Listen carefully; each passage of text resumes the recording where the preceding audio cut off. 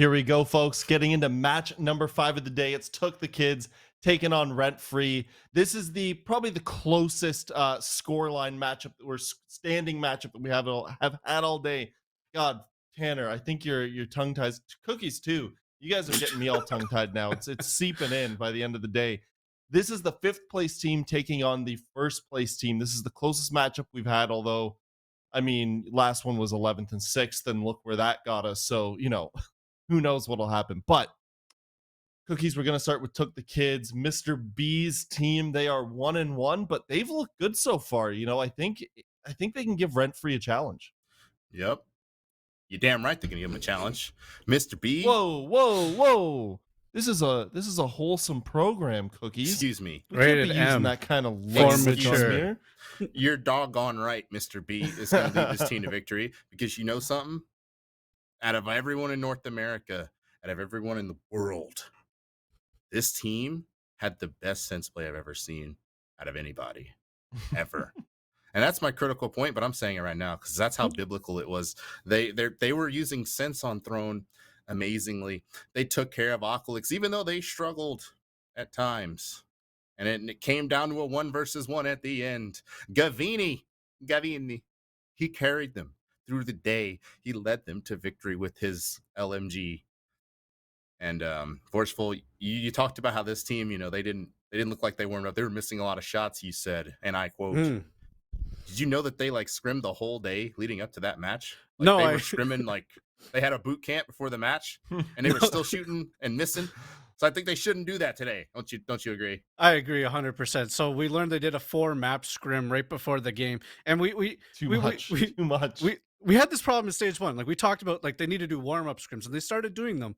But 4 maps is it's way too long. You're going to be fried. You're going to be not shooting straight. So I want to take that away from them. I applaud their work ethic. I just hope today that they come with a little bit more of a consistent warm-up scrim, so that way they're shooting properly, and we could see them step up to the plate. Because RentFree, this is a roster that is nothing to slouch at. They've had some absolute monster plays. They've been back to back. They've had 2 games back to back that they had to make comeback victories. They had to get deep. They had to search within to make sure that they're not blowing games that they don't need. And right now, they're got a perfect 3-0 record. I mean, they do have 1 overtime win, but 3-0 is 3-0.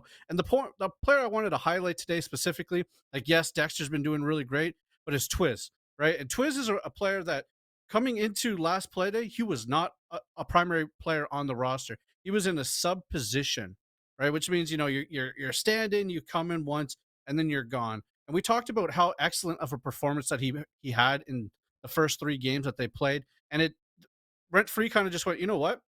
You're in. It's your spot till you lose it. And now we're seeing Twist show up on the primary roster back in this role. And we're going to see continue to see this really dominant performance that we've been seeing from RentFree. There's no asterisks of okay, now Adapt's coming in. Will they look the same without them? Now it's just, he's going to come in. They're going to be able to maintain the consistency. They're going to be able to build upon that foundation. And now he's back in his primary roster position that he earned through CL quals. I'm really happy to see it. And that's why he's my highlight player for today. Keep in mind, everyone, the way that these stages are stacking upon each other for the end result. This team coming in late, all the points they can get, anything that goes right, you need to keep on top of that and keep it going, because every single point matters when you're coming in stage 2. And Cookies, do you have any critical points left for us, or did you spill all the beans in the opening segment? We can still talk about it. Just because I hinted, it doesn't mean we can still talk about this. Packer went 2 for 4 on entry against Oculix, and specifically on defense. This team started 3v5 on most of their defenses. On Theme Park, they were getting absolutely obliterated by the likes of Oculix. And I'm really high on Oculix. I think they have really good, talented entry. I've said that earlier today. Now, you're playing Dexter. This guy's plus 1 billion on entry. He literally looks like some sort of Transformers raid boss right now. And if you play the same type of game you played against Oculix today, this is going to be a 7-1 or a 7-2. I'm just be honest. This is not going to be close. Even with Mr. Biblical leading the way, this game's going to get out of hand really quickly if they don't keep the early round under control. There's a lot of talent on the side of RentFree. And yes, I said earlier, I leaked it. Yes, I love their sense usage. They're really decisive with it, rolling the Pokeball in there and executing off of it. I think they actually lost one of the rounds in a retake situation, but there were 2 rounds that were really good. So may see more of that today. Mhm. RentFree 3-0. What is there to say, Tanner? They've kind of just blown us all out of the water. I think not that we had low expectations. We really had no expectations coming in because you're coming in late. You're coming in through Rels. We know there's notable players on the team, but God, they've been good. I mean, Filthy is just the king of T2. I'll keep saying, I'll say it all stage if he keeps winning the way he is. Now, I don't want to say that they've blown us out of the water just yet. I mean, they've looked really good. I know that's how the colloquialism of the saying goes, but they're still in the water. There's like I said, lots of siege left this stage. You need to maintain that consistency each weekend if you're looking to have success, especially with the roster that's coming in with very little points. They don't have any points from stage 1 as far as I'm aware. You know, they need to perform every single game if they want to have a chance of hitting playoffs. And if they keep playing the way they are, you know, they keep winning every game, you know, there's a good chance we see them in playoffs in stage 3, but they got to keep this dominant streak up. In terms of critical points for this team, you know, I want them to continue to maintain that champion mentality. They're a team that never backs down from a fight. They're always stepping up. They've got really good leadership coming in from Butters and Filthy, who've kind of stepped into that role. They weren't really in that role in previous iterations of other rosters. Now they are. I'd like to see them maintain that throughout this game and make sure that they're staying on top of their game and they're going in there with that killer instinct, not letting any round slip by them that doesn't need to slip by them. And then the second thing, keep maintaining their attack efficiency in this current meta. Like, this meta is a kill heavy meta. It's a very fast pace. It's very aquatic. You want dynamic entry points. You want to make sure that you're not just giving up free map control and just letting defenders do what they want, and they're shutting down. And we saw this versus LG on Bank last week, and where they were just round after round after round. They're getting these opening picks. They're bringing in dynamic picks like Montaigne, and making sure that they're pushing sight in new ways and giving the defense a new look each time. If they can maintain that again this week, you know, I think we're in for an absolute treat of a game. Now, let's talk map veto for a second, and I want to throw actual analytics out the window. Something I've noticed today: club, cafe, villa, border. No duplicates. Can we get cookies? Another brand new map today. Okay, we're not going to just gloss over it. Forceful just said aquatic gameplay. Okay. Let me just say, I've never in my life heard aquatic use. What? You mean, like, it's like be like water, you know, Bruce Lee? I like it. I'm not hating on it. Form to the situation that you're in. But let's talk business here. All right. Let's talk business, right? We've got actually, you guys can't really tell which team's banning what. So 'cause one team is a star and the other team is nothing. Okay, I can tell you the team that is the star. No, it's not nothing. No, it's not it's that that it's the there. rent-free black logo just blends in so well with the black and white image. I can hardly see it. I'm gonna be honest. Top team's left. Top team is leftover. So yes, you've got excuse me. I don't even know. But yes. That's a throwback. What? Can I just say one thing here? I am incredibly impressed by RentFree's map bans right now, because like every single, like, Reality TV is or TookTheKids is a team that has a very small map pool, right? They have like 5 maps, and it's almost like map for map going down the list of maps they like to play. Clubhouse, Villa, Oregon, Border, like these maps are all getting banned out. And we're ending up on Bank, which was a perma ban for TookTheKids last stage. Absolutely, you know, it shows that they're doing their work. They're doing the preparation to kind of make sure that they're setting themselves up for success, and hopefully we can get a repeat of the great game we had versus LG last weekend. Yeah, it's definitely new, and we do in fact get that brand new map. Well, brand new for the day. We're going to the 5th different map today, which is just awesome. You love to see it change up. Now, I'm not going to tell the teams what to do. It's more important that they go to the maps they want to, but I'm just going to say I'm appreciative as a spectator, as someone watching the games. Cookies, what are your predictions for the game?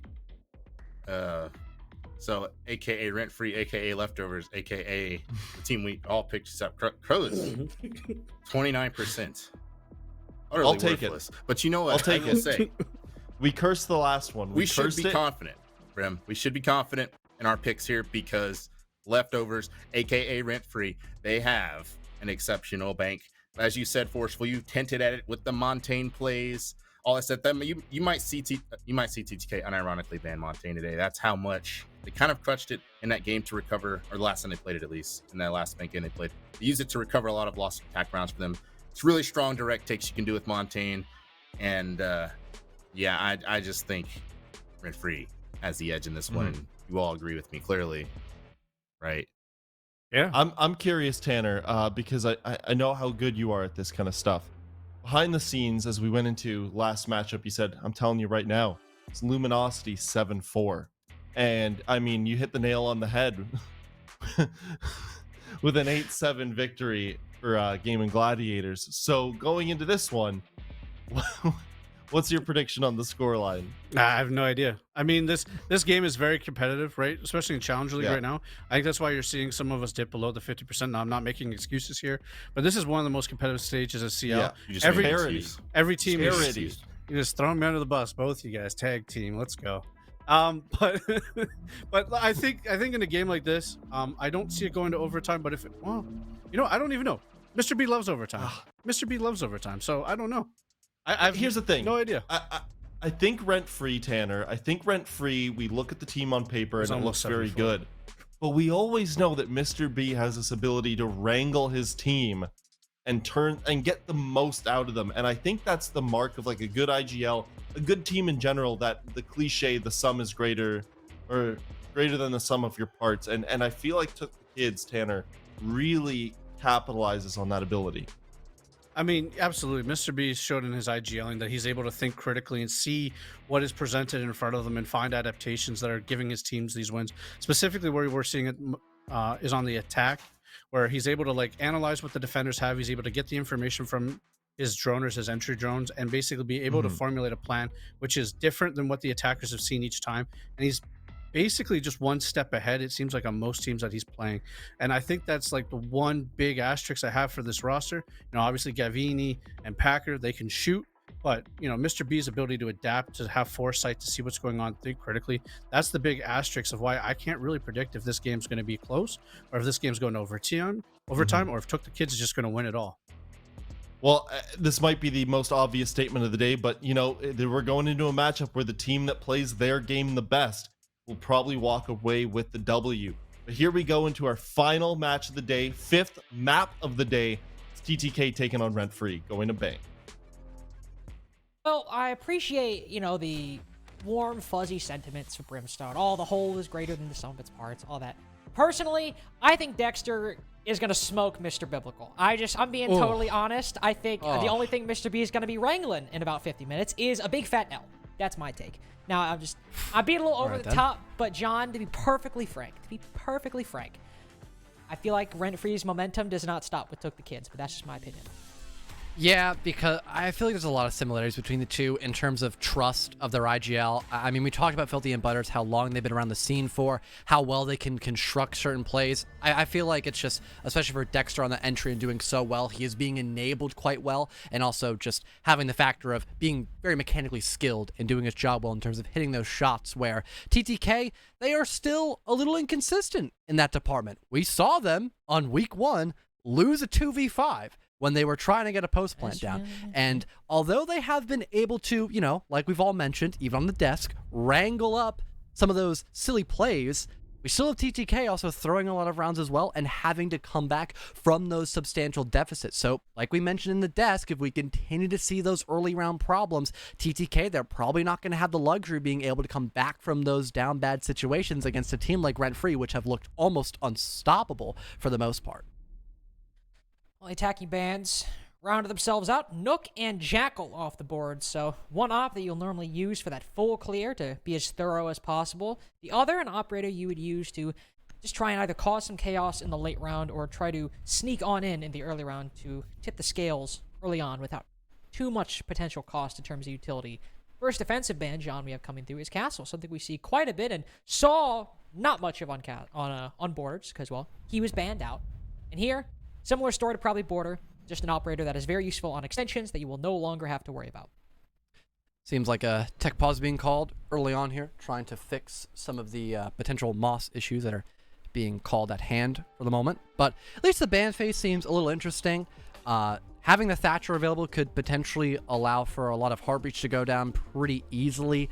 for the offensive side, having the Habana as well, that hatch play. I could imagine we don't see a Kaid played all that much because trying to Cade trick against a Thatcher just seems a little impossible for the most part. It pretty much is at that point, just because you can just throw 2 MPs at the exact same time. So when the Kaid begins to throw his second Electroclaw, it just gets immediately disabled, and for the most part, he probably can't pick it up or just isn't in a good spot to do that. And the long charge time as well definitely doesn't add much help to that Kaid. So I'm wondering how having all this hard breach could potentially tailor an attacking kind of push for TTK. Maybe we will see that Montaigne that was hinted at by CJ. We saw RentFree bring that one out when they last brought this site out, or this map out, sorry, against Luminosity. And for TTK, who are willing to go for those odd strats, it definitely does seem up their alley to want to try something that direct. Don't see any Thatcher on the board for TookTheKids just yet, but we're still well before 000 going into the prep phase, and also, even then, there's the attacker repick to consider. We just have a little bit of a tech pause, as John said, because of the issue potentially with the Moss. Once we get that figured out, we'll get it back in action. Did see a Cade for a little bit just now, but obviously you can't see it, but Butters switches to the Azami, so, I mean, personally, I'm okay with Cade, but I think the Azami pick, still a very good one for RentFree if they decide to go for that. Basement, of course, also looking to be the first site for RentFree, as it typically is on Bank, but I'm certainly more intrigued to see what will happen when RentFree go to sites like Open Area or Tellers, and whether that castle ban will affect their play all that much. Of course, it might make holding CEO and Office a little bit more difficult. You can't place castle barricades, say, on either the direct repel windows or even on kind of the inside connector windows to make it a little bit easier. You don't have that, but you also have Azami, which can, with those Kiba barriers, it's a lot of utility you have to dump in there, but still make positions a little bit more playable. I wonder if the extensions are really going to be interrupted all that much by that castle ban, just because Azami does fill a similar role on this map as castle. Man, the lineup that we are potentially looking at right now, again, we know I'm gonna be real. I don't think that's real. I don't think it's real, John. I don't know, man. It's TTK bringing it out. For context, we are seeing a Blackbeard on Mr. B, Woo's rocking the Glass, Gavini on Sens, Trist on Blitz, and Packer on Cali. That one's a little weird. You know what? Maybe we'll have Cali on the flank watch on the top 4, like what we saw Luminosity do with the 0, but instead he just has a sniper rifle. I think that'd be pretty comical. Would it be effective if you missed that first shot? Probably not. Really interested to see where the Cali kind of ties into all this, especially since you're not going to have to worry about a lot of wall denial. So why you would bring up the Cali? It definitely does seem to be a little bit of an odd one at that. But the lineup in general, CJ brought up the ability of TTK mobilizing that Sens pick quite well. It seems like a TTK might want to try to fall for that strat again, especially since you're going to probably have a lot of very direct takes, since you have that ability to hard breach with relative ease, and also not have to worry about that big of an extension with that castle being banned. So, by the way, I don't know if we updated the results of the off-stream game. Have we, John? Have we mentioned the results of the off-stream game on stream? Not quite sure. I think you said a little bit fuzzy there. Would you repeat that? Oh, I don't think sorry. I heard you fully. What I said was, did we mention the results of the off-stream game on stream? That's what I said. Much better. All right, thank you. No, we did not. Well, I'll have you know that, remember, we all predicted Nocturnes because they looked pretty good first weekend. But sadly for me, because I predicted Nocturnes, and so did, I think, all of us, Unemployment beat them 7-4. But Unemployment didn't just beat them 7-4. CZ dropped a whopping 18 kills for the W. So, I don't know. So there you go. Best of one moment. Simply put it at that, yeah. I mean, we could potentially... Good performance of CZ. That's what I'll say.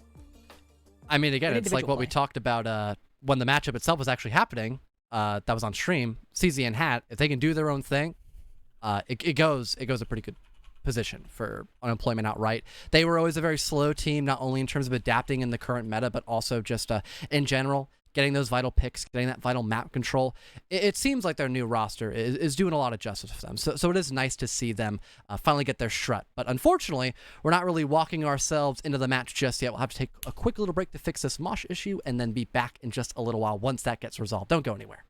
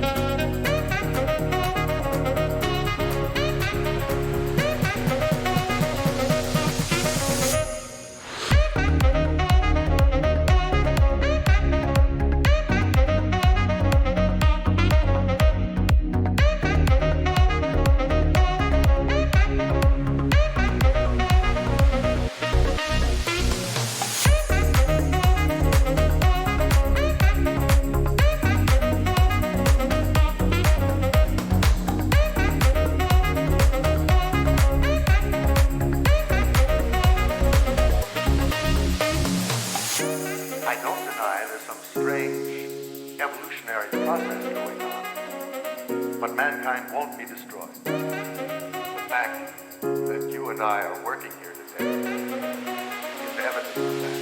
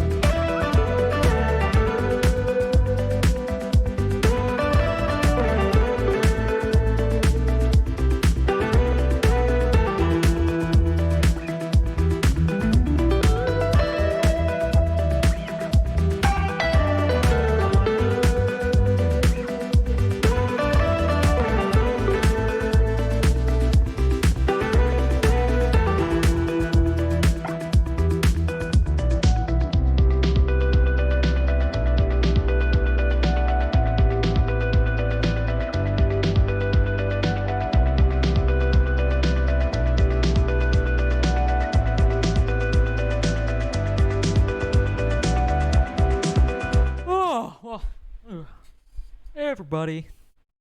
Sorry, I think I fell asleep for a little bit. Just, I was lounging in my chair. When I left, there were some boss issues, but heard the sound of the game. Think we're back.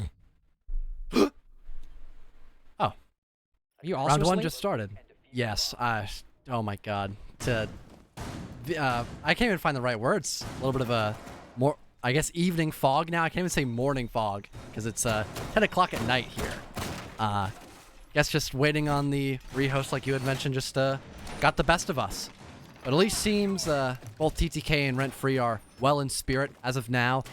The funny strat composition we saw being attempted, or at least by you and I, what we saw while we were in that tech pause, is not going to be attempted by TTK, sadly. Looks like they'll go for a full top-to-bottom clear. Sledge for the vertical, potentially on the very top floor, maybe to help flush out people like Dexter and anyone who's prowling about on that first floor. And also, having that hatch presence, a Mr. B on the Habana. No Thatcher needed, because you're probably not going to run a K to majority of these rounds because of the Thatcher's presence. So overall, lineup looks pretty splendid. Even the IQ pick by Packer, I'm kind of a big fan of, especially since you tend to see a lot of those yokais on the board as well. Huge fan of this lineup, but unfortunately, nothing as flashy as we potentially could have saw in round one. Yeah, I'm dumbfounded as to why TookTheKids didn't run that lineup. That looked like a real winner. What we saw in It really did. Since they did not run it. No, they don't have a Thatcher either for this basement defense. Not wholly necessary, because, well, no Kate on the boards, don't need to get those hatches, and, well, maybe not bringing that necessary utility was for the best, because Dexter certainly appears to not want to give up any ground to the attack so far on the roam. The Fink had taken off the board immediately, with Dexter getting aggressive on the CEO repel. Somebody repelling in after him. So far, it's all coming up rent-free in the early round. Almost a 3v3. Somebody outside at main door putting Dexter to 1 HP, but he retakes the angle, loses the fight, unfortunately. Maybe getting a little over-aggressive and sacrificing the lead they already had. Despite having some miscoordination over in the first minute, seems like TTK are able to adjust to a degree where they get a 3 versus 3 and potentially force Butters to, think about wanting to fall down that hatch in the next couple of moments. Still holding on this middle floor for a little while longer, can burn a couple more seconds, and maybe some drones as well. There are about 7 on the board for TTK, but a lot of those drones are being wielded by dead players that are somewhere else across the map. In terms of active information, you've got 3 drones for the side of TTK, and then also those Gemini replicators, which, because there are no Runegates, not going to be utilized for much burn, so they can gather some proper information, but still, there is good potential for some sort of hero play to happen towards the latter end of this round, but eventually, we have Butters fall back, so at least this middle floor presence is not going to be all that difficult for TTK. Or did I mislook at that? Do we actually have Butters fallen back yet? Yes, he has. He is on the basement. Can confirm. There he is. Yeah, he's sitting in gold right now. Might go for a flank later because it is Butters and it is a 3v3, but it seems like a lot of the unfortunately, a lot of the pathways he might want to rotate up have attackers standing in front of them. But if he decides to go for maybe that server rotate, might just be able to, since TookTheKids in the 3v3, looking to go for an elevator hatch drop, or at least a hatch drop over by that area in the coming seconds. Still some yokais to not only watch that position, but maybe to deny a plant, get it into position, should the hatch drop come through. Twist is certainly expecting it, rotating a full shield, and throwing some toxic canisters, stopping Packer from leaving that elevator he's now dropped. The remaining 2 players drop inside a vault, immediately deal with Butters, who's been in gold for their past minute or so, taking down that little facet. Packer, unfortunately, falls in the process. That's Maxley able to hold on to Garage, putting a lot of work on a Twist's shoulders, who unfortunately can't live up to the task. Maxley in the 1v2 now does have those yokais, but likely not in a position to move them, given the 1v2. Somebody in red knows he's there, but not able to land a shot, despite the amount of bullets he just layered into the wall. Does see one, but now has to fully reload and burn a couple few seconds before he retakes the engagement. Yada swinging out from red will win the fight. TookTheKids take the first round, despite what seemed like in the first about 10 seconds, something that was going to be dominantly rent-free, but then pretty much swung back with very little ground lost by TookTheKids. It's what we talked about on the death segment, or at least what our analyst desk did, having those 5-on-3 positions basically reveal themselves in the first few moments of the round. We had Dexter not properly dealt with because we didn't have Gavini properly wait for the Sledge to gather more information and also help him out by opening up some of those extra windows to eventually force back the Oryx. And also, just completely forgetting about the fact you tend to see multiple roamers on that top floor. So Filthy was able to get a freebie on towards Triss, granting that 5-on-3, but the recovery on the middle ground was quite solid by TTK, and with a couple of vital shots being missed, in particular by Twist on that smoke, if he was able to find that kill on Woos, that could potentially force Mr. B's hand to go in directly for kills in that 2v1 as no one's there to cover him for the plant. So just those small missed opportunities in the latter end of the round were able to grant TTK a second chance and still able to take that first round on their attack.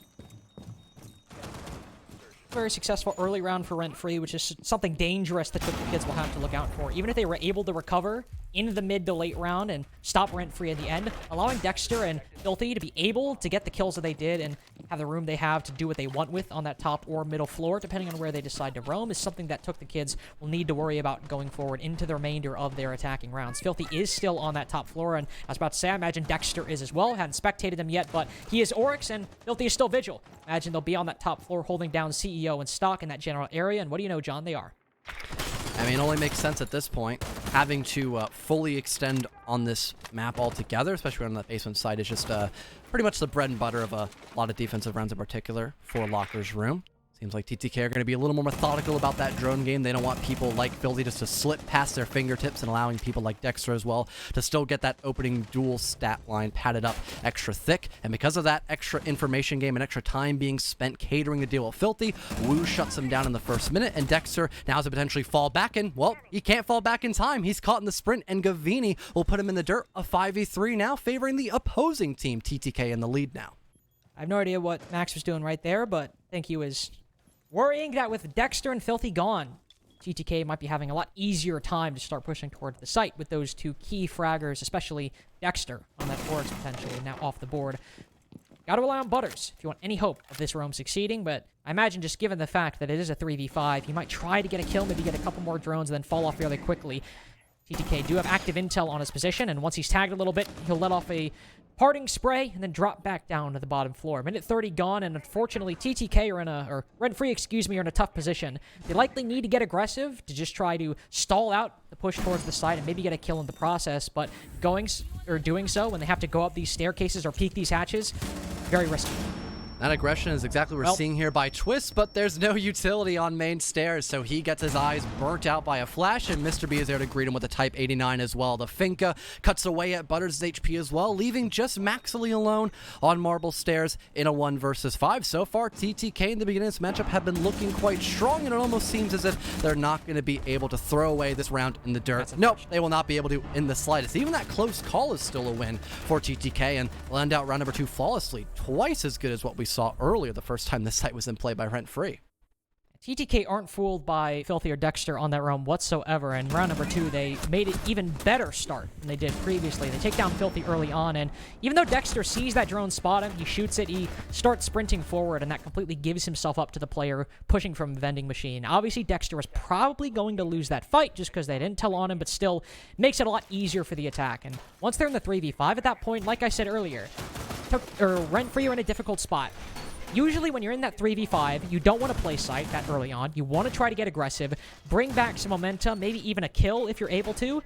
But on basement, you have to start pushing up stairwells as there's nobody really on that middle floor anymore. And Butters was spotted out fairly quickly and opted to retreat. So there weren't too many options. And once Twist tried to make the best of that situation, he was cut down fairly quickly. So unfortunate spot for RentFree to be in. They will now try open area as their second attempt at a defense. Neither basement tries working out whatsoever. And it's, again, Dexter on this roam. Doesn't have Filthy as a companion, but more TookTheKids might not be as easily fooled as RentFree's previous opponents. Because that lack of any team play on the top floor, maybe we'll see Dexter potentially fall back. But even then, we had TTK establish pretty good control over near ATM. So it really depends on the timing, I suppose, of how Dexter wants to play this position. He can be a pretty good lone soldier for the majority of these rounds, but it seems like TTK has done a really good job of being able to isolate these roamers on round number 2 at the very least. Or even if they mess up in the early game, they still redeem themselves towards the latter end of that round. So it's a pretty big gamble here by Dexter, and he already seems to be losing a bit of HP, but I believe that was him just going for a couple of Rima dashes here and there, not so much getting shot at, but it seems like for TTK, they are still aware of his presence on the top floor and are taking extra care to try to deal with him. Dexter does have a long angle, and oh no, 2 drones fly by. Nobody spots Dexter, and that's a freebie for the Oryx. Maybe 2 as well if he's able to land that shot all the way into open area, but not this time. Knows someone's in main lobby, though, and looking to make that man advantage he's already acquired that much better with a 3v5, or a 5v3 in this case for RentFree. Made it on top of the hatch as well, so he'll drop down fairly soon after. Knows there's someone in main lobby with a Rima dash. He'll move across fairly quickly and make his way back to the site, capitalizing off of TookTheKids' poor droning. Well, Triss just hopping in, allowing himself to fall in that position. Grants RentFree the man advantage, and a lot of your verticality you probably wanted to establish is now non-existent. No breaching charges or any other soft destruction left for TTK.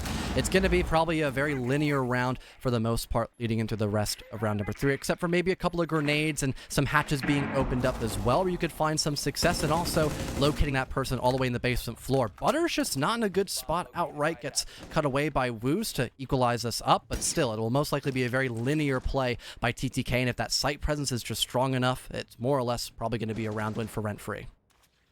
Packer thought it might just spot Maxley rotating in through tellers, but still playing inside of the office at the moment, not walking into Packer's crosshairs just yet, but still the potential for a 4v3 for TookTheKids, depending on what Maxley decides to do. Both him and Twist right now off-site inside of tellers and archives, biding their time, waiting out the final 45 seconds, hoping that Packer vaults over this desk without knowing, but Mr. B's made his way in sight, getting the bomb down at the moment, though. 2 kills fly, make that 3 kills fly RentFree's way. Dexter still having an angle inside of the site, and it all wraps itself up in a nice, neat bow as RentFree get their first round without looking to have to put in too much effort.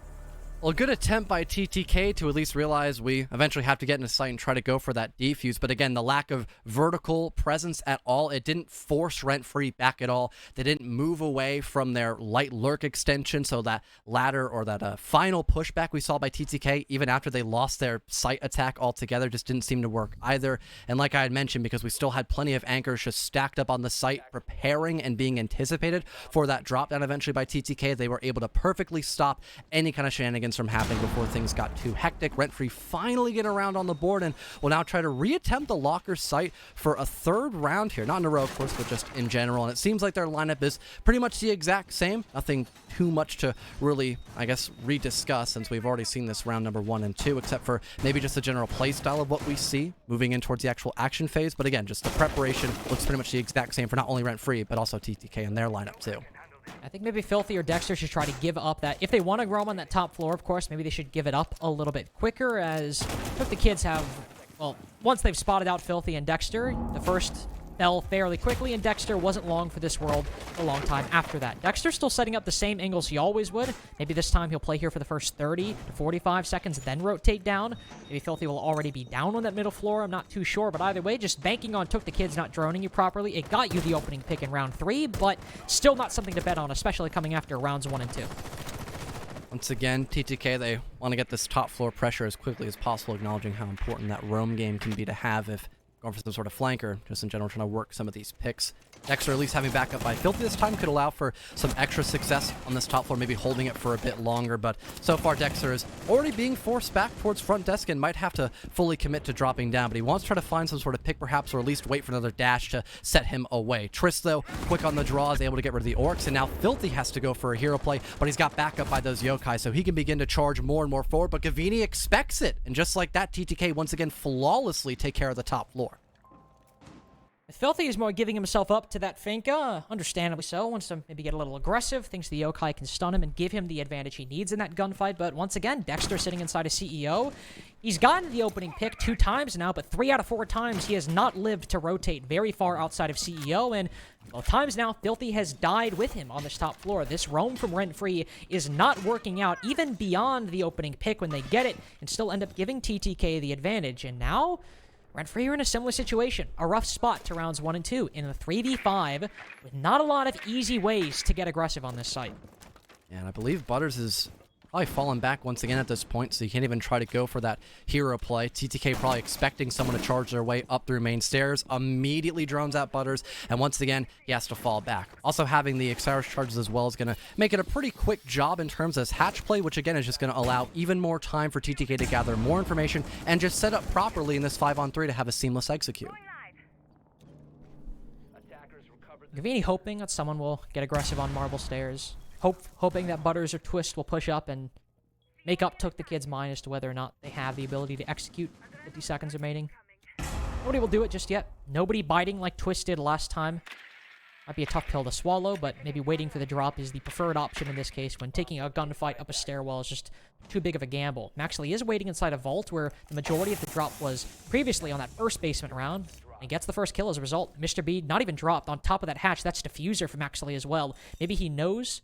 Not too sure, but either way, very powerful bit of positioning that Maxley still has at his disposal, but Gavini picks it back up. Packers also worked his way in garage, cutting off the rotations between these sites. From the drop down into server, Twist getting the first pick in the final 15 seconds. Twist falls with all those toxic canisters. Packers still holding the flank and holding the rotate in case Maxley or Butters push forward. Not getting on the yokai drones, he's instead using the gun and gets 2 kills in the round overall, but eventually falls to Gavini. Butters making a good play, trying to retake that top floor, but unfortunately it's too little too late, as no basement attempt by RentFree has been successful so far. And TTK going for something new. They didn't just all immediately drop down the vault hatch like we saw a couple of rounds prior. They ended up taking more of that sweet time I had mentioned earlier, gathering tons of information, even having someone rotate down and through garage as well, which is something you're probably not going to expect when all the hatches are opened up and you're more or less expecting that default play to happen over near blue, and you're still having to, of course, guard against that hatch presence, which is ever so looming once you have to give up that roam position. The fact that we have TTK just putting themselves in pristine conditions so early in a majority of these rounds,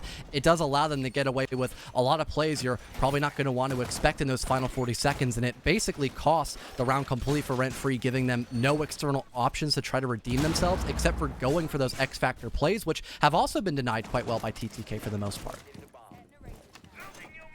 RentFree will thankfully try a different site other than basement, as, well, no attempt has really been particularly noteworthy from them so far.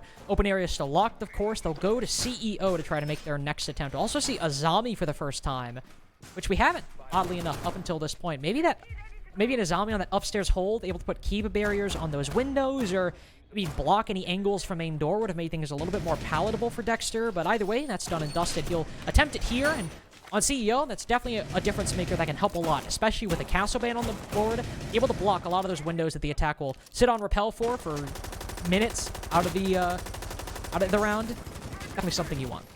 That is Exhibit A. Trist already trying to potentially work some sort of early pick before he readjusts, moves around, doesn't want to remain stagnant on that window until much later in the round.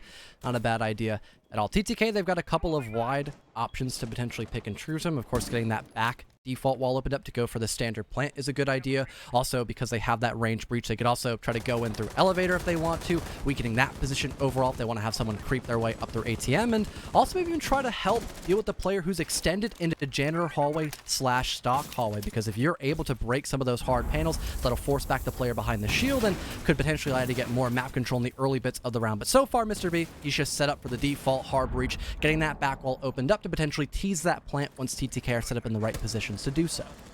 Yeah, Woos also maybe waiting for an entry into stock, sitting outside the window, waiting for the call to go through, to try and take a very necessary bit of control.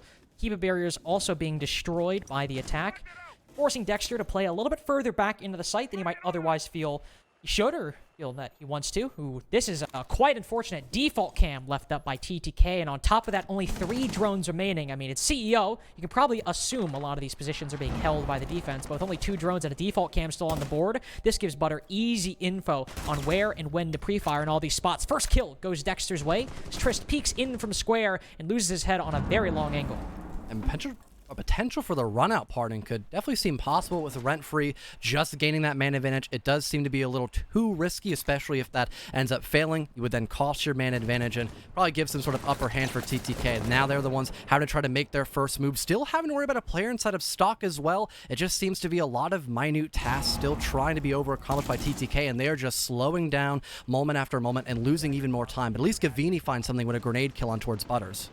But Filthy answers back. Mr. B cut down, though. TookTheKids, despite no drones actively on the board, they somehow come away with the lead and come away with sight as well. Gavini's just made his way on in, cut down Twist. Packers also shut down the long haul outside of vending machine, but Maxley peeks out, never dealt with inside a stock, and makes it a 2v2. One rotating back to sight as well. Might have TookTheKids in an effective crossfire, as Woos is the only guy who can cover. Does spot one, but the planer down through the bookcase. Now Filthy can back off, and Woos only on 1 HP. planting the diffuser, not an option. Gotta win this fight, gotta land a headshot on a Filthy, or Filthy has to have the most monumental whiff of all time if Woos has any hope of making this a 4-1 for TookTheKids. He'll recover the diffuser and try to take refuge behind the bomb chassis. Doesn't have a lot of time. Might have to fall off. Still counting on Filthy to make a mistake. Woos can plant the diffuser successfully. Can he fall off and get the kill, though? Filthy knows he's there and flicks on him in time. 3K for the Thorn. RentFree get their second round. And that round just simply came down to a lack of information, of course, for TTK. So they were running in blind a lot of positions, and also just the gun skill we saw. Eventually, TTK realizing they cannot just do things the old-fashioned way. They had to just try to hop into the site and hope they win their ones, which eventually they did, but the retake was still successful enough because TTK, again, they were just still running in completely blind and not fully aware if there was someone still creeping around in the site or near janitor, and even having that stock player still alive, wasting a lot of potential for an extra push from somewhere else on the map, allowing for more coverage and in general just more bodies stacked up on the side of TTK. RentFree able to take a second round eventually. They will try their best over in an open area, which was the other site they ended up finding some success, but again, that had a lot more to do with TTK's factor of just losing out on that entry game early on to Dexter and their only set of stop destruction because Triss was the first one to fall in that position. Yeah, 2 drones missed drone Dexter at pretty much the same time. They were moving in tandem, in parallel inside of CEO, and didn't catch Dexter playing in the exact same spot that he had been playing on the roam in 4 out of the 5 rounds that we've seen so far. So definitely some sloppy drone work from TookTheKids. But I imagine now they are, or they should be, well aware of not only the position Dexter likes to play on sites that aren't called CEO and Office, but also more importantly, even if they're not sure, they'll take the time to drone it out and not just assume that playing inside a banana or playing inside a Trump is clear. At the same time, if TookTheKids do that, John, it's Dexter and Filthy still on the roam. Something that has not really worked so far. It's been a little up in the air.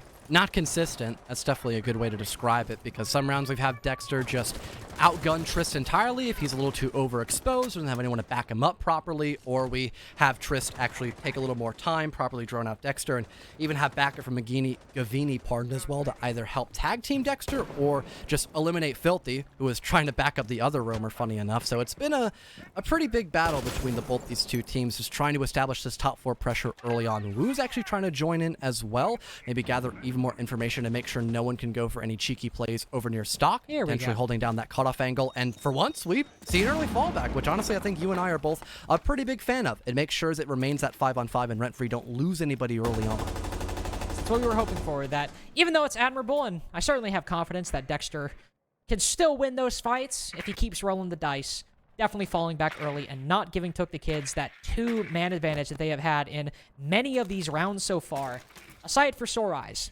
from RentFree so far. Dexter and Filthy both rotating down. That does give Gavini and Trish some map control, sure. But now they actually have to fight for an advantage in terms of man count.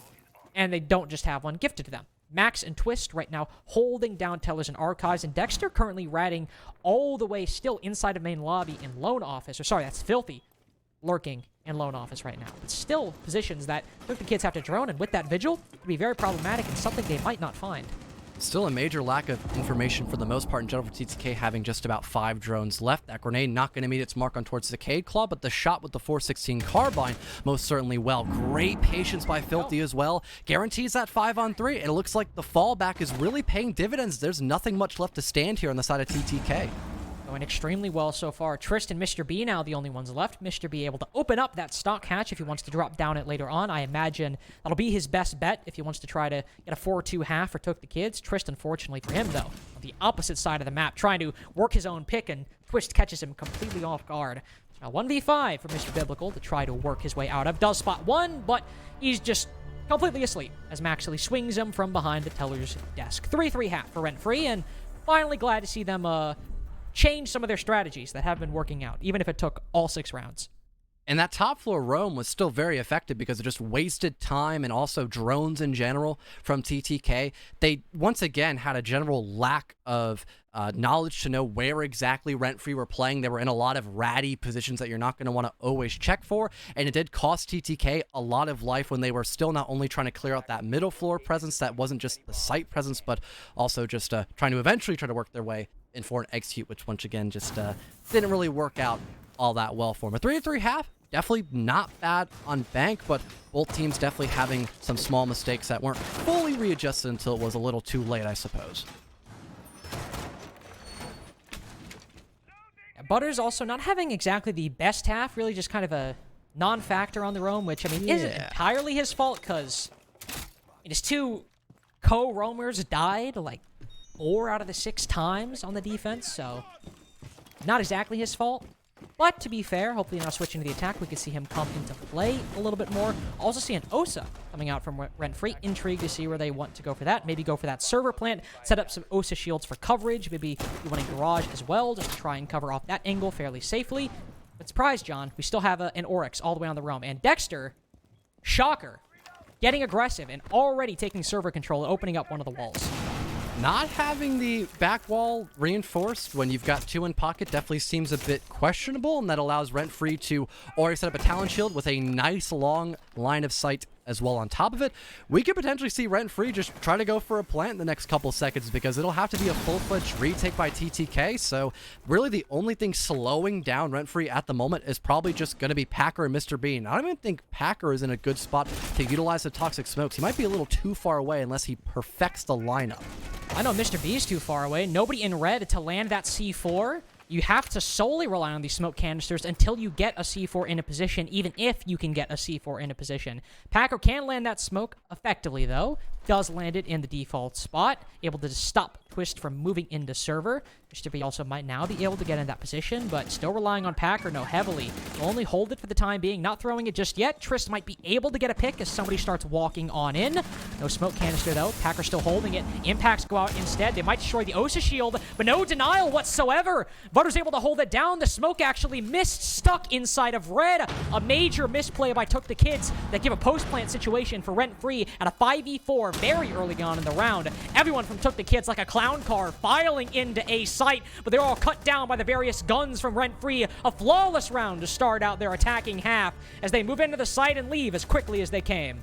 A second flawless had that as well. Pretty impressive stuff, being able to acknowledge how weak the general site presence was there for TTK. And I gotta commend at least the attempt of retaking, but having both the second Toxic Smoke and the impact grenades missed to try to stop that plant, it basically signed over that round for RentFree, because at that point there was no utility left to stop it from turning into that post plant, and because RentFree didn't have to worry about a flank because everyone tried relocating back to the first floor, and because they already had multiple talent shields set up to just watch over that plant, there really was just no point of return for TTK, and henceforth they lost that round flawlessly and will now try to reattempt going to the exact same site, which now I believe they might want to try to extend in through server room to an extent, or at the very least just have that line of sight opened up prematurely to make sure no one can properly set up a talent shield next time. But it looks like RentFree, they're not opting to bring out an Osa. Instead, a Monty. Still appreciate the off pick from RentFree. Not the Osa, the Monty in this case. Osa, you know, see her a little bit more often than see the Montaigne, being totally honest. TookTheKids as well. They do have that smoke and they do have that C4, but the problem last time was the not being in the right positions and RentFree being a little bit too quick with it. And it doesn't appear that they are holding any quarter this time either, though not everyone is behind Maxily. He's moving into dirt very quickly and spots someone prone on the floor. He'll probably relay all of this information to his team momentarily. At least having the Keeper barriers deployed to try to stall, but Maxley just walks past it, not being placed well enough to try to keep back the Montaigne from feeding tons of information. A second one is deployed, and now the Montaigne is technically isolated unless someone can break those Keeper barriers. Eventually that happens, but Montaigne is already too far in. At least Dexter's able to swing in to try to slow things down, but it's still a one-for-one trade as the Montaigne is holding on for dear life. Like the on-the-fly adaptations from Gavini to try his best to isolate the Monty as much as possible. Impacted the Monty twice now and still cut him off from the rest of his team. That Monty is ever so difficult to deal with, even with that shield full extended, even when he's alone. But the C4 goes out, only puts him to 1 HP, but finally finished off. Though Filthy answers back fairly quickly by taking down Packer. Moving in through blue stairs, knows there's one behind server and very narrowly lands the shots. But it's still Gavini going huge this round with a 3K, and Butters left to pick up the pieces. 2 kills now, increased his kill count by 2 since the half swap. Got 1 last time, 1 this time. Looking for a 3K right now to make RentFree go to 5-3 in the score line. Made it a 1v1 now. Picked up the case as well. He's got a nade to use and throw in that server doorway, and if he reads into it, it'd likely be the kill he's looking for, taking down Woos, but instead, he played safe for the time being, John, and gets some last-minute intel. Not a bad idea, especially since you only have to look for one player, and you've got the better gun, the better HP, really the better everything in this position, so long as you don't get headshotted. Definitely not a bad option, since you've got about a minute 10 to kill. Finally, Wu's located. It's only a matter of time before the Jaeger begins to charge, or pardon, the Finga begins to charge on in, but that grenade potentially might not meet its mark, and it doesn't. That dried up information is actually the saving grace for Wu's in this 1v1. Now Butters, he's got to take the fight. No nade to rely on. Even if Butters takes some damage, he's got that adrenal surge, but not a lot of ways to back off of this fight. He might just have to commit. Once he moves past that A-bomb chassis, uses his final adrenal surge, decides to reload. Only got 10 bullets left, actually, so probably a good decision, but he'll only overheal himself. Any damage he takes now will be permanent. No ways to heal it back up. Wu still holding the angle. Butters ever so reluctant to take the fight. To start crouch walking in. He spots him, but doesn't finish the shots. Doesn't get it. Finally, he gets it with the final little spray. 3K for Butters. RentFree, go up 5-3. And it was a fantastic adjustment by TTK, but they still lost far too much life, and they were so focused on that dirt play that it was a pretty susceptible play by having Filthy just walk down blue and find a couple of kills. It completely put TTK's head in a swivel, and it still managed to have a 1v2, which was just favorable enough for Butters to win that position outright just because, well, they were on the Finca, they had a minute 10 to kill, and they just simply took their time. Plenty of room to breathe, and it seems like that rock-solid mentality is really shining through in the second half as RentFree now take a solid lead 5-3. Still a very close second attempt on basement, but definitely made TookTheKids very reluctant to try that site a third go around. Now that they've lost it 2 times in a row, they'll move up to CEO as a result. Still have some important utility. They have that Azami, they have Woos on that Oryx, who maybe doesn't provide utility, but certainly some comfort.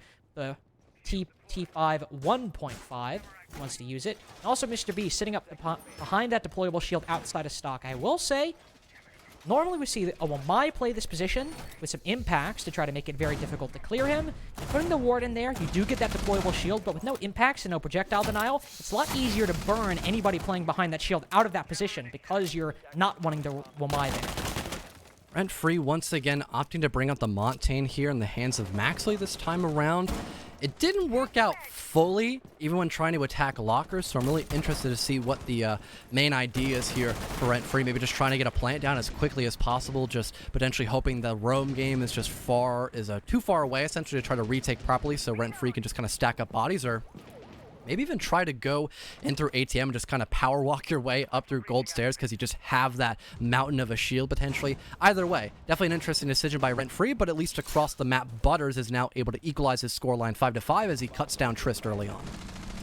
Excluding 2 rounds on RentFree's defenses, they have come away with the opening pick every single time. Just one time, Woos got it, one time Trist got it, but every other time it's been Dexter, Maxley, and now Butters on the attack. He's got the opening pick 2 out of these 3 rounds. Very narrowly traded out, though, as Maxley reveals himself in his entirety. He's almost taken away, or Sola's almost taken away by somebody from TookTheKids, but it's still RentFree dominantly holding on to this advantage as Dexter spots Packer down below. No C4 potential down below inside of Archives this go around. All TookTheKids have is whatever little bit of utility they're still holding on to, but their positionings are dropping fast.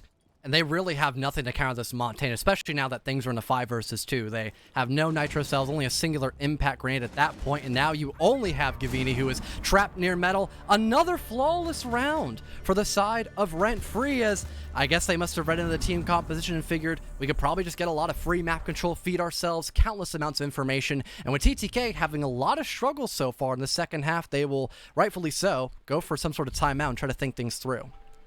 Definitely no time like the present when you're 1 round away from losing in regulation. And though Tanner said that Mr. B loves his overtime, and, well, it's what he's hoping he can get by taking this tactical timeout. Got to win 3 rounds in a row to have any chance of getting a single point out of today. And, well, fortunately right now, John, their prospects aren't exactly looking promising for the potential sites they could go to.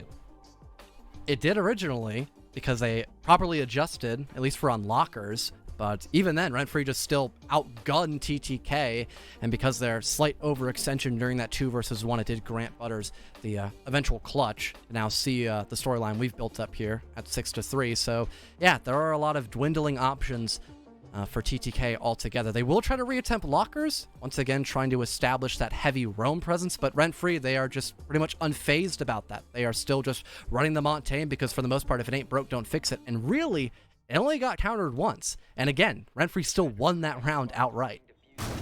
Still think they should be careful because Absolutely. with what happened with the Monty, should it be replicated, still No gives zombie. TookTheKids a... That is a good point. There is no Azami, John. Very curious as to why there's no Azami. Again, it's not like the operators they brought are bad, but with the Monty still on the board for RentFree and how well they were able to isolate Maxley, make his life extremely difficult and very stressful for a prolonged amount of time by putting Kiva barriers over the hole that leads to dirt and completely separating him from his team and basically forcing RentFree's hand as to what they had to do with their attack. I mean, now if they go for this full clear, they'll have a lot of stuff to push through, but... I don't know. But are they going to? No. They're just going to get through dirt and just try to hit the side as quickly as possible. Because again, it's worked out almost every single time. There was only one hitch off, and that was about it, really, for the most part. Still, having all the time in the world. TTK do have a chance to try to, move down a floor lower, maybe go for a potential flank. It's definitely a possibility in through blue, because right now the Kite is pretty hard isolated, so this could be a potential for a first opening kill for RentFree. Seems like the hip fire is not going to be that effective. Mr. B still able to waste tons of time, but really, it is only a matter of that trusted time for Mr. B falls. At least there's a refrag by Trist. Yeah, Trist is able to run out of sight and get that refrag, but you've still taken complete server control for the attack. Butters also moving into electrical, able to cut off and he rotates back. Does see the Mozzie has active intel on him, but Gavini still wins it. That is a huge pick for TookTheKids, as they've suffered so many losses in terms of control on the site that not only taking the man advantage, but taking down that Finca as well, that is what they needed.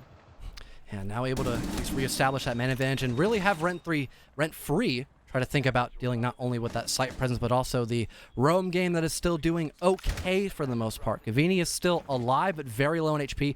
He at least try to waste some extra time and potentially still have RentFree pondering over that potential flank. But, I mean, if they had the information that the Mozzie was low, this could potentially allow RentFree just to try to hit the side and maybe have a dead player just actively watch over a cam to make sure he doesn't try to go down blue stairs.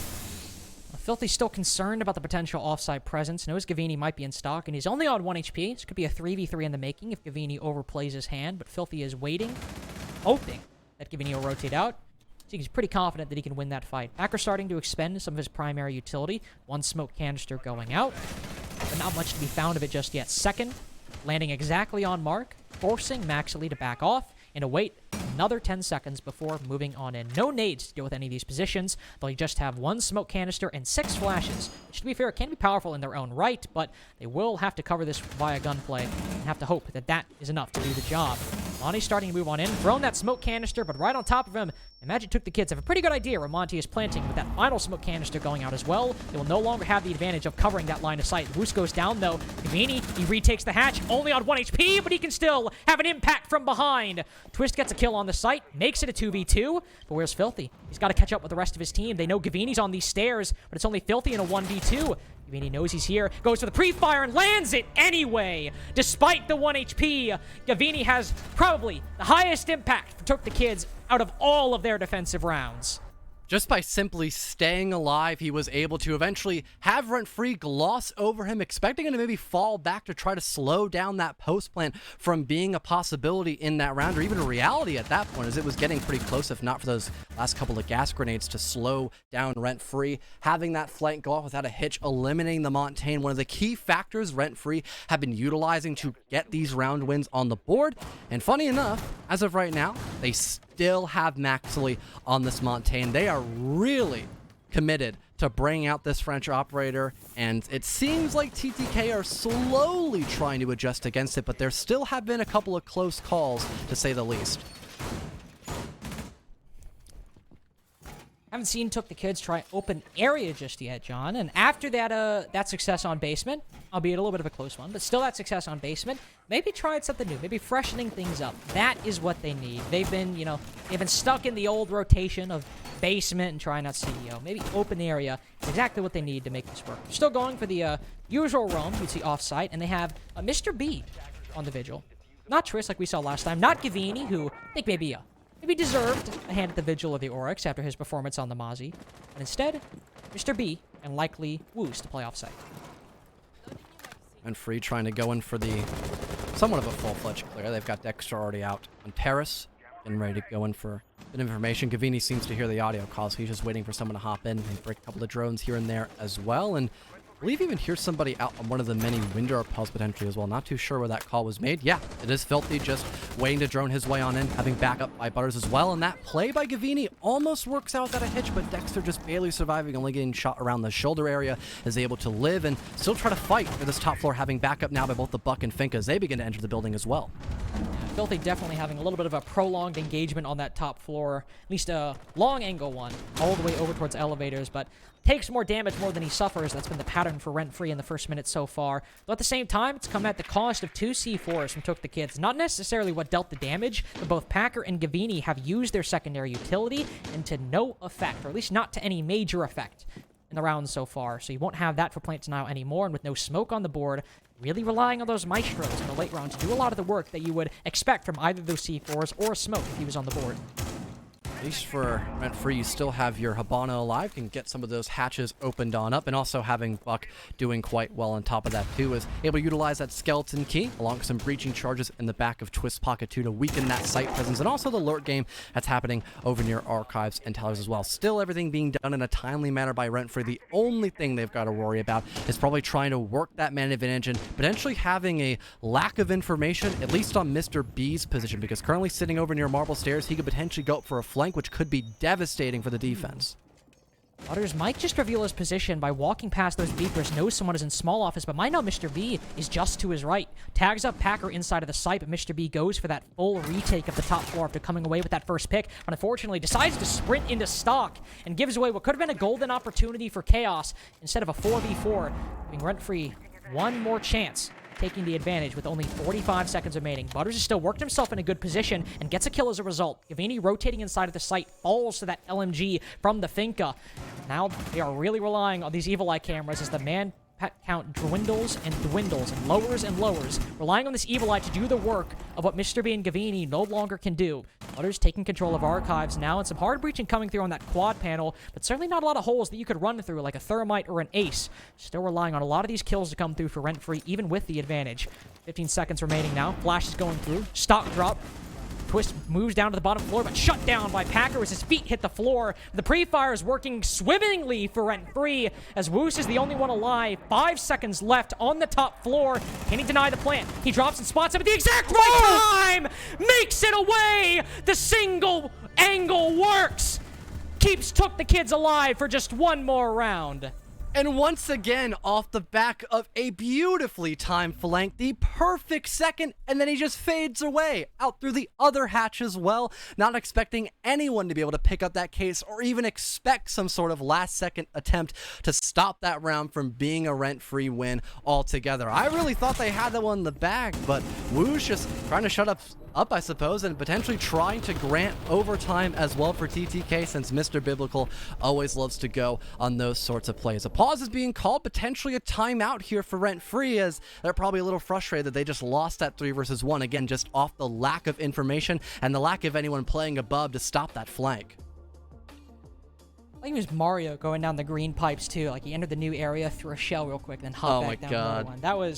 That was a beautiful play by Woos right there to take advantage of the chaos of the late execute coming out from RentFree. Great time to take tactical timeout, as things have definitely started to at least slightly get off the rails for RentFree, and in a best of one with only one round now separating you and overtime, even a slight deviation from the tracks can be catastrophic for RentFree going forward. Looking like TookTheKids will try CEO once again, and RentFree could probably guess this. They've won basement now, and they've won open area. CEO is the only other site they have shown to even have a preference or a like for so far.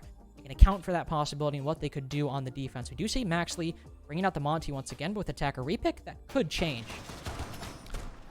I really would hope it would change at this point. It seems like TTK are trying to actively, at the very least, slow down this Montaigne play from being effective. You got the goo mines, which, especially if the Montaigne ends up proccing them, you have to kind of readjust yourself in a comfortable spot to pull out those goo mines and then continue what you were attempting earlier. The smokes, which in general just stall for time, period, no matter what op you're on, especially when you're as vulnerable as the Montaigne against that smoke selection. And also Gavini rocking the Azami. It was pretty effective with stopping the Montaigne play for the most part and almost altogether when Lockers was reattempted the second time by TTK. So they are really trying to stop RentFree dead in their tracks and maybe, just maybe, get a glimpse of hope in seeing overtime against this titan of a team. All right. Or TookTheKids might, again, they could probably read into that Monty play, put a lot more focus over towards those main stairs. Gavini will try to work some magic with those Kiba barriers as well. Maxley spawning over by the main door right now. Looks like that's, at least early on, what he's going for, and putting the Monty in that same position. Even if they don't get all the kills around him like they did before, still a spot where you can get some useful information and constant tabs on what the defending team is going for. First 30 seconds begin to elapse.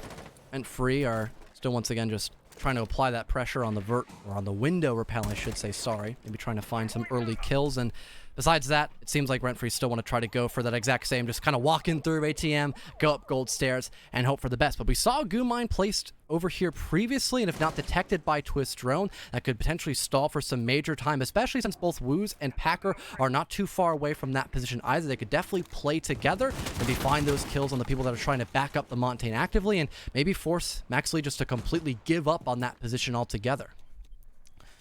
Well, he's not seeded it just yet. He's not given up just yet. Still waiting for the call that maybe that's not the right way to go. Start pushing up with all the barbed and the goos in his way, and the drones going forward to clear his path. 2 players from RentFree on that CEO repel as well. Trying to find anybody getting too aggressive inside of the site. Nobody from TookTheKids giving anything, though. One worry for RentFree might be going about this a little too linearly. Sure, they've got the main stairs and the repel, but nobody trying to open up that Kanto wall. It is electrified, so it's a little difficult. The RentFree are not really opening up any angles for themselves, and if they plan on doing so, time is running out. And they can honestly just forget about this window presence for a good chunk of time and just solely focus in on the Montaigne if they want to, not needing to overextend, just acknowledging that a hop-in could be a potential here. And it seems like the Montaigne plane has finally been halted. Woos wins the first one, but at least Filthy is there with the trade. And Butters, another one as well, though Filthy falls. RentFree still hold on to the advantage, even if it's in name only, but as Filthy moves back up, it's a 4v3. In reality, as well as technically. They'll hold outside the double door for the time being. Gavini goes to finish him off and will do so successfully. Excellent spray to finish off the already low health Filthy, 1 foot into the grave. RentFree struggling to find the opening they need. Dexter might have an idea, but as he loses a lot of health, both defenders peek and both defenders take him down. The X factor for RentFree, having a solid game so far, now off the board. Only 30 seconds left, and Butters stuck outside on Repel. Twist, the only one in the building. He's recovered Diffuser, but he's got a crossfire right in his way. He's got to kill both of them. Spots one, but Packer takes him down. Butters has all the bullets in the world, but not enough time. Not any teammates to rely on. It might take 3 rounds in a row, but Mr. B loves his overtime, and will be damned if we're going to stop him from getting it. Finally being able to almost perfectly counter the Montaigne, having Maxley be the first to fall against Woos on the smoke with that FMG9. And it seemed like for RentFree, they were just harping too much on that Montaigne play, really trying to hope that it would be their saving grace in a lot of these rounds when it just simply is being countered too well by TTK. And now they're going to reattempt going lockers with an even bigger emphasis on stopping that direct play. Don't get me wrong, repick. You and I both mentioned it. It's still an option for RentFree, but it seems like they are just it seems like they're just too stubborn about bringing out this Montaigne as if it's the only thing they know how to bring when they are attacking on these bank sites. Yeah, discounting the one flawless round, the Montaigne has not exactly been the ace in the hole that they might be treating it as so far. Yep. And exactly like you said, sticking to it might just be their Achilles heel in the end if they're not able to make things work. TookTheKids also bringing that Azami back into their defensive lineup. That's what really tripped up RentFree's Montaigne play last time when they just had Maxley walk in through dirt and take control. If he does the same thing again, TookTheKids, well, I should say RentFree, are in danger of TookTheKids repeating that incredibly close basement attack once again. Especially when you have RentFree that is so reliant on winning those gunfights, being mechanically skilled, similar to Luminosity, when they're not able to get those entries as significantly, and when they're already down a potential gun because Maxley has to run a shield every round, it really does put a very heavy thorn in the side of RentFree, and TTK have slowly began to exploit that factor. An interesting Kiva barrier, as the geometry of that's a little janky, but it's probably going to slow down RentFree regardless, and probably force them to waste extra utility, and the drones, which, because that Montaigne Montagne and RentFree feel a little more capable of wasting a lot of these drones early on because, well, they've got a human drone essentially in terms of Maxley with that shield. The way that's angled, if Maxley goes to melee it, he might have to expose himself to the side. I'm not too sure, but that's certainly not the focus of RentFree right now. Might be the focus of Maxley, but everyone is focused on driving Packer up these stairs. First nade goes on in. As Packer pushes up, he knows he's dead. He gets one before he rotates off, and that's a Warden exchanged for a Finka. A huge pick for TookTheKids. Now they can start moving back into the site, and if they want to have Gavini and Mr. B still stall out time for Maxley, they have more than enough utility to do so. Tons of Keeper Berries being utilized quite well by TTK as they were eventually forced to give away server, now losing that player over near blue stairs, but still having some Nitro cells, that in the pocket of Triss, and also Mr. B with those smokes. If timed or at least tossed out correctly, this could be pivotal. And it seems like for the most part, these Keeper Berries are at the very least slowing down RentFree and are still making them heavily exposed to this anchor presence.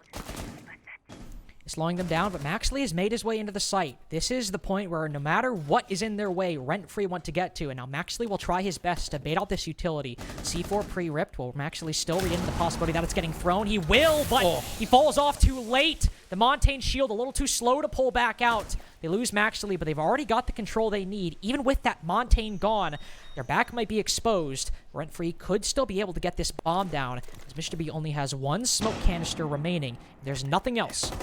It took the kids to deny this plant, at least with utility. Final smoke canister goes out. This was a spot RentFree expected, but Trist gets aggressive. Dexter shut down inside of server. It's now just one player to cover Twist going in for the plant.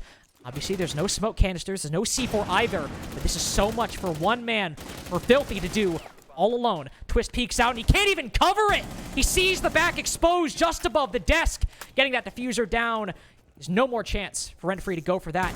He picks up Twist, too. That's so much time dedicated, but Twist gets aggressive. Filthy cuts him down, but loses a lot of HP in the process. He'll decide to revive Twist, but still not a lot of time remaining. Gavini works himself into a position. He can easily get both of these remaining kills. A flash lands directly on him, blinds him completely, but TookTheKids take both remaining kills and move to match point. And one minute thing I want to probably point out here for Trist in particular, not immediately ripping the C4, instead actually ripping it in advance to potentially mask the sound of that Velcro, allowing the Montaigne to knock it off at the right time and honestly jump the gun a little too early, exposing his body and letting that Nitro cell kill him. And again, with RentFree having such a high reliance on that Montaigne play, once Maxley fell, it really did seem like lights out. TTK were able to perfectly siphon through all of their own utility with those smokes and the C4, and they swung at the perfect moment to get aggressive, to have that advantage on the pre-fire and make sure there was absolutely no chance in hell that RentFree could get that diffuser down. TTK now take the lead in overtime with match point favoring them. RentFree so far have proven indomitable in Challenger League. All their games have been close, don't get me wrong, but it's still been a 7-5, 7-5, and an 8-7 for them so far.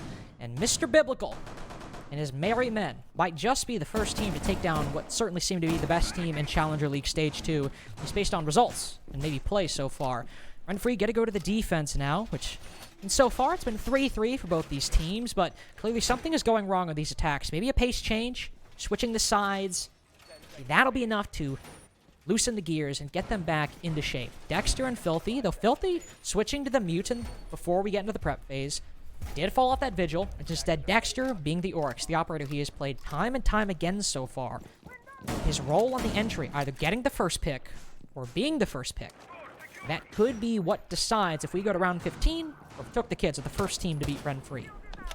We did eventually see Dexter fall back at a well-according time frame. Same thing with Filthy, and that actually allowed for RentFree overall to have a very strong endgame position because how little information was left in the pocket of TTK to properly go down a floor lower. It seems like for right now, though, Filthy and Dexter, they haven't felt that much pressure to begin to fall down, but they are playing quite close to one another, and they're also playing very close to both stairways, so if need be, they can fall back at a moment's notice. Filthy already beginning to attempt that, and I believe caught on the skylight, perhaps. He might have caught Packer, and now we've got that man advantage strongly in the favor of RentFree. Yeah, I called it. He was waiting over for the skylight drop and killed the guy. Very big pick by RentFree right there. Not only taking down Packer, but also getting Dexter away safely. Outside of the rounds where RentFree came away with both kills to start out, this is probably one of the best early rounds RentFree has had so far over the course of their entire defenses. Taking down the Thatcher as well, these Cade Claws. They won't necessarily be guaranteed to remain in place, but without those EMPs, they will be a lot more tricky to take down and will require a combination of some nades and maybe even other utility. If the Cade Claw goes out, it might land in time and burn these X-Kairos. Yes, it will. Gavini has one nade remaining that could take down that Electric Claw. That's still no more nades for TookTheKids. That's what they decided to do. We can maybe even have Filthy try to go in for a Nitro Toss or Butters to potentially stop that hatch from being opened up. Gavini not being slowed down at all to take care of Maxily. We've got the great equalizer that TTK needed, but still, that lack of really any vertical pressure besides Woo's over on the Buck near Tellers and still having to struggle getting that hatch open. It's definitely going to waste a lot of time here for TTK when they desperately need to pick up that pace. They have Archives control, though. They can start moving on in. Be looking for any openings inside a small office, catch anybody rotating in front of any long angles made. But he's also down below as well, slowly moving up those marble stairs. Ooh, Twist just spots one, but he gives up the angle right as they peek. Maybe a blessing, maybe a curse, but he won't die to Trist just yet, though certainly trying to test his luck the best he can. Filthy's good for 2 so far, and RentFree, they might just be good for 3. No! It's all coming up TookTheKids, but Mr. B and Woos now both on low HP, whereas RentFree able to hold out for just a little bit longer. Well, Twist and Butters still remaining on full HP. No C4 for Butters. Still the angles favoring him. One bullet is all that is separating Mr. B from death, but he gets one. The other's on the opposite side of him. They don't know. But as the alibi pops up, he cuts down the Hibana. 15 seconds for Woos to drop down and recover the diffuser. But Twist is ran. He's giving things up. He's going to play for the retake. He's trying to bait out Woos, force his hand. Woos will stick to plant, but Twist, he's got to swing. He might have to wait. No, Woos falls off. He's playing for the kill. He's got to go for the swing, but Twist makes it away. Round 15. One more round. 3 more minutes to decide if RentFree keep their flawless record. And the saddest part about that, if the Buck had just stuck, if he had made the correct decision in that 50-50 gamble, he could have opened up the hatch, and it wouldn't have mattered if he died because there would have been no way to recover that case, and it would have been a round win for TTK altogether, unless by some means the alibi could have long-armed through that soft half wall. But that really did seem like an almost perfect spot for that 1v1 position, especially since the alibi gave up trying to walk in through Beeper and actually kill the Buck while still trying to stick that plant all together. Full overtime now in play for both TTK and RentFree, as once again we are seeing an absolute barn burner tonight, as I guess they just want to stay up past work hours to get the full-fledged show fully underway, as this has been a marvel of a match card. I'm not even mad how late we've been. This has been beautiful. Work hours are dictated by however long Mr. B wants us to remain in the office, so work hours go. His team knows that firsthand. Exactly. Work hours go as long 9 to 5 as these teams decide they want to go. And right now, TookTheKids have decided, alongside RentFree, that they want to make things as difficult as possible for the other one to come away with a victory. Of course, RentFree now starting out on the attack. We go to CEO. Site that was hit or miss for TookTheKids. One time it was a flawless, the other time it wasn't, but both times had the Monty in play. And now, finally, John, Maxily's given it up. It's gone to the Twitch, or gone to Monty. So glad to see that. Especially since Max is a pretty good gunner overall. I mean, that can be said with pretty much everyone on RentFree. They're all going positive, if not at least very close to positive. Butters is neutral, and Maxley is just only 1 kill off of being neutral, so everyone's doing their part. Same thing can most certainly be said for TTK, except the kill department isn't as evened out, but still. They've kept things close all the way through this best of 1 against the best team considered currently in CL, or at least one of the best teams overall. So it's definitely a show for the season altogether, or at least a stage. And it seems like for TTK, they are being noticed early on. Butters missing out the grenade on the Kiva barrier, so a little more utility have to be purchased over in that part of map. Seems like the nerves are getting the best of some players at the moment. Not exactly a lot of nades either for RentFree, so you don't want to just go around throwing and banking those off of windowsills. We'll throw one that pretty much lands in the right position, but very undercooked, allows Trist to just rotate off completely and not even worry too much about that remaining nade from Butters.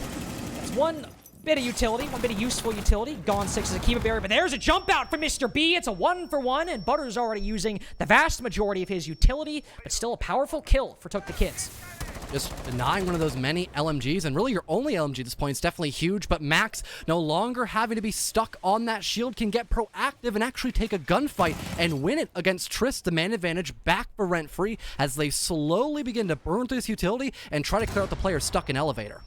Oh, such a good nade, but just barely misses Woos. Had that happened, RentFree might have been able to just start marching up the stairs, but now they have to worry about the player in elevator. The Filthy's waiting for the rotate down, does spot the smoke for just about a quarter of a second before Woos backs off and realizes the situation he's currently in. Might have to use a lot more of those toxic canisters. He's only got, well, none left, actually. Detonates the final one. That's a little bit more time wasted, but a lot now. A lot of a gap for RentFree to start making their way up. Maxley and Filthy both waiting for the call to come through. Barbed wire meleeed will give the sound call that took the kids. Are Woos and Packer able to dedicate any bit of attention over towards that area? Ooh, Packer falls. Twist finds it. That's the opening they need. RentFree start moving on up. There's too much for Woos to deal with. RentFree might just hold on to their flawless record. It's all up to Gavini, the new pickup, 14-9. Cuts down one. Knows another's top marble right now. Not able to land the shots on Filthy. Go for the full reload, and Twist is only now deploying the diffuser. But no angle on him, unfortunately. Waiting for him to pop up behind that bomb chassis. Can't find anything as we go into the post plant. Diffuser now dropped on the floor behind the B-bomb. Dexter has exact rotate, waiting for it to end, waiting for him to peek, and it finally comes through. 2 8-7s, 2 7-5s, but no matter the team nor the score, RentFree able to face whatever challenger that comes their way. Still able to hold on and still able to beat TookTheKids. It was expected, but not in this storyline, not even close. And TTK, for a moment, it looked like they were going to win the match against RentFree as well. Again, that post plant, taking that 50-50 gamble, it almost could have worked out for the buck, and it really did seem like there would be no feasible options to actually come back and retake for that post plant, or at least to try to get that disable down on the diffuser. But man, an absolutely fantastic showing by TTK, and once again, RentFree showing off, almost flaunting to an extent, their incredible mental game. They stuck through thick and thin, and even when they had the round advantage 6-3, they were still doing well enough. They were still able to keep things solid in overtime and ended up winning it out 8-7, which at the end of the day, that's all that matters. A win is a win, Carter. Yeah, still some holes presented in their game, though. What happens if maybe they aren't as strong in the early game on that defense as we've seen before? What happens if you start throwing obstacles in their way on the attack? So RentFree, even though they are still undisputably the best team in Challenger League, at least based off the standings, not nearly as bulletproof as they might have seen after even match 1, match 3, but certainly still some holes to be exploited by any team going forward. But RentFree will remain flawless. For the final time tonight, we'll throw back to the desk to break down RentFree's very close victory over TookTheKids. There's obviously a lot to be said in a victory. You come away with the win. We're going to be talking about RentFree here, but let's take a moment. Cookies took the kids. I am blown away by this team right now and Mr. B's ability to lead this team. We talked about it before the match. We talked about how, when things get down and dirty, this guy can lead this team, and they listen. They get the job done. I gotta say, this is the most impressive loss I've seen. Yeah, I like to say impressive loss. I mean, where do we even begin? I guess we can start from the top. The beginning of this game, the kids came out swinging. They were clearing. They made Dexter look human. They were clearing out the roams. They were taking care of Filthy, Dexter, all those guys in the roam. And they looked good. And even going into the round, I think it was like a 44 execute on open area, like third, fourth round. They end up losing a retake there, and then they end up losing a CEO clutch to Filthy. And that's where the momentum started to sway towards RentFree. And that's where they went on a huge run. Got to a 6 was, oh my God. First, well, tell me more, because we get to that point, they lose to Woos.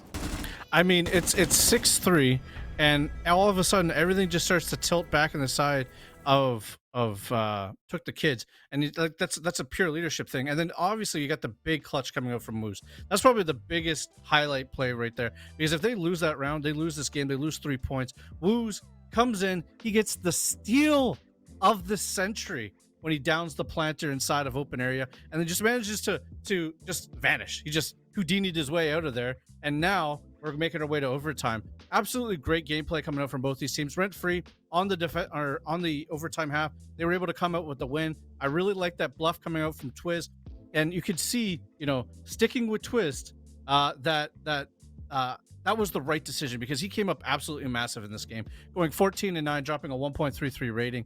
You know, he had the bluff of the century on that buck play in round 14, where, you know, it was does he or does he not push? He hits the beepers, he bluffs the buck out, buck goes out. You know, pros don't fake. I don't understand like why he wouldn't stick there. And, you know, RentFree were able to make the dividends come out on the final round there, round 15, and pull out the nice win. But back and forth. Cookies, I don't think we could have asked for a better game. We really couldn't. Hey, remember my critical point a couple weeks back? I'm like, I want the controversy, guys. I think they should start Twist. I was right. Twist is the GOAT. Why don't y'all believe me? I know what I'm talking about. That's why I'm the analyst. I mean, I just love the fact that we have these matches that we're treated to probably arguably 3 plays of the day, if not plays of the stage, all in one game. Starting off with Filthy's 1v3 clutch. Unbelievable to turn things around for his team. Then you move into the Woo's play, as you were talking about, to do that drop, to deny the plant. And then the Twist fake. Like, it just kept coming in this matchup. It was an absolute treat. There's no other way to describe it. What we have right now, though, is we have Dexter to talk to. Once again, we're going to be talking to this guy. Unbelievable player. Dexter, Hey. this is one of the craziest matches. Congratulations on the win that we've seen. You know, are you glad to be out of it at this point with the win? I mean, we're definitely not happy with our performance today. I mean, we should have closed out that game way earlier. We started lacking a lot, especially on like late round with like flank cams. That goes a long part with me as well. But I mean, at least we get the 2 points and the dub and continue with the winning streak. But we're definitely not like completely happy with the performance today. What happened? So early on, we're talking about the first 4 rounds. You guys are down 3-1, and I know that yourself and Filthy as well playing a lot of the roamer roles, which is a dangerous role. You can die quite a bit. But from that point on, the two of you really took charge. What were you guys discussing to turn that around for your team? Because at that point, after that, you did go on a 6-round win streak.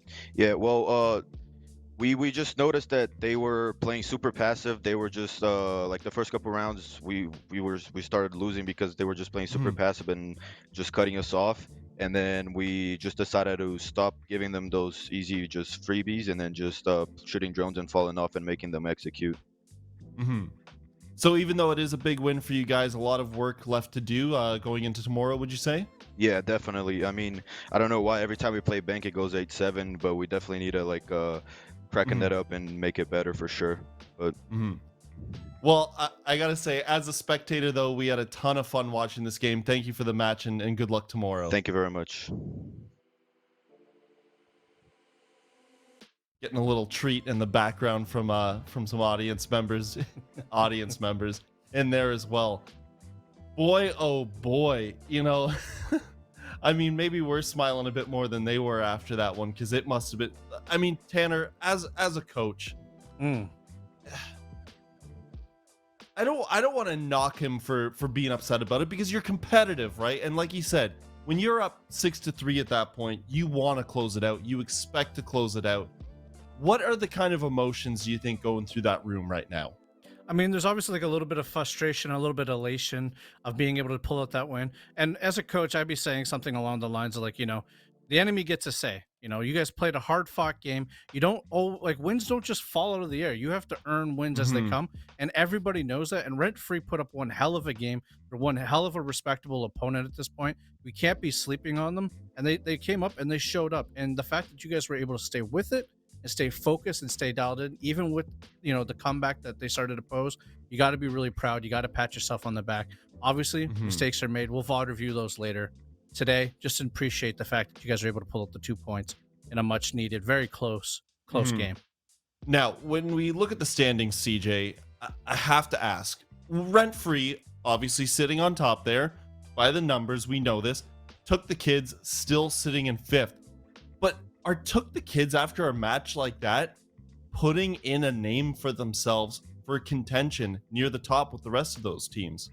I think you're definitely, especially with the events today, you're looking at teams like Oculix and TookTheKids. As I said it with Oculix earlier, they're the dark horse. You got to add TookTheKids in there as well. They're always they're always just going to overtime and hanging around, and it's against all the teams. Nobody's gonna blow them out. But for some reason, as we saw today, we all voted against. I'm pretty sure everybody except Crow voted against TookTheKids. So it's like he got it. He knew. yeah, that's the type of team we have there. And then I think it's the same thing with Oculix. So it's like, oh my good, googly muggly. And then also, RentFree one shot. That's gonna be like a week. That's gonna be like a week 5 or week 5. Last Playday. Last game type beat. That's those two are gonna be fighting each other all season. And Nocturne's the surprise at 3. We haven't even talked about that. How in the world Nocturne's? They've been playing with injuries and all this good stuff. People not even being there, and they're still top 3, and that is a quite quintessential, I must say. I mean, for now, right? Because like they just played a game off stream. We didn't get to catch it, but they did lose a 7-4 victory to Unemployment. I believe it was on Villa. CZ dropped 18 kills, so we should be seeing Unemployment push up a little bit here in the standings, up to and even tying Nocturne. Man, Karn & Co, Unemployment, they're 4th. That's crazy. That's wow. Good job to them. Great job to them. One thing you mentioned earlier today, Tanner, and I forgot to add on to it, was in stage number 1, we were very much like, we were focused on those relegation spots down low, the tough that you don't want to be caught in the back. And as much as you still have it in your mind that you don't want to be the guy caught at the back, it's just as important to look forward right now, because we're almost halfway through this year and those points matter for getting into the playoffs. Because you go into stage 3, well, what does relegation mean at that point? The whole thing is getting into the playoff spots. If you're out of the playoffs, that's as good as being out of it anyways. It doesn't really matter at that point. So it's going to be really interesting to see how these teams manage their objectives as the year goes on. Okay, we have one last slide for you guys. Of course, you want to know the matches coming up tomorrow, because these are going to be super important every single game. Because Tanner, they get like 10 total games, 9 total games in a season or in a stage. And this means we're coming up pretty much on the halfway point, which is crazy to think that at the start of today, we're talking about, small sample size. And now we're already like, guys, come on, snap, halfway through this. Almost. Some of these teams, they're obviously not happy with where they are in the standings. A big game that kind of pops up to my head right now is that LSR Gaming Gladiators one right at the beginning. We see both those teams towards the bottom of the leaderboard. This could be very much a game that, based on the current standings, could impact, who's going to relegation for this current stage and who's not. Other than that, some of these other games that come to mind, like the Nocturnes Aqualix game, they're both tight in the pack, or tight in the standings. Whichever team wins that game is going to leapfrog the other. And I would say it's a pretty good play day coming out for all teams. And let's not forget, based off of stage 1 as well, Nocturne's Aqualix, equally important on the season level as well, because they were right neck and neck as well in stage 1. Okay, so we want to thank everyone for tuning in today. Action packed. I mean, that TTK RentFree game might go down as game of the stage, maybe even game of the year. It was absolutely nuts. And I don't know why you'd be tuning in now, but if you did, I'm sorry that you missed that game, because it was a treat. Go back and watch the video. Yeah, rewind. Go back, watch it. Thank you for tuning in, everyone. We had an absolute blast today, and we can't wait to see you all tomorrow.